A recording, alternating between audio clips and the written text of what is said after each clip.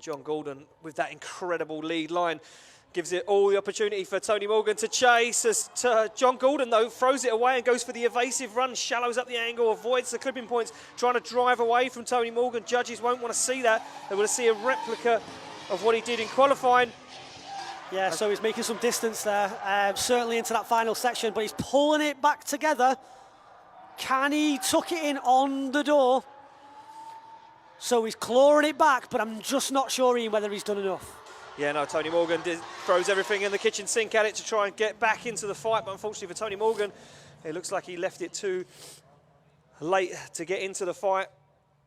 Let's get a look at this. John Gordon, though, really weird initiation. We see him go super wide on both his qualifying runs into that outside zone, and he picks up outside zone 3. But for me, it just looks scrappy. It looks definitely like he was trying to avoid Tony Morgan in any way possible.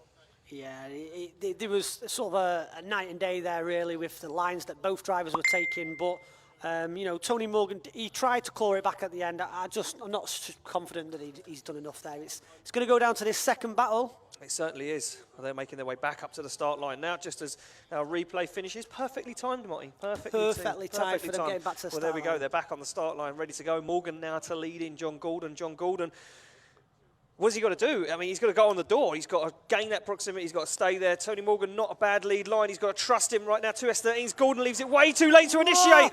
Way too late to initiate as John Gordon almost throws it all away. He's now playing catch-up. Tony Morgan sees the opportunity to drive away. It's now cat and mouse once again as Tony Morgan gets deep into the outside zone, almost drops the wheel completely off the edge of the circuit. John Gordon nowhere near in it.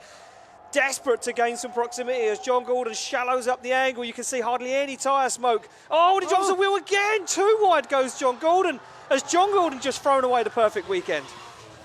Well, we'll have to go to the judges and see what they think of it.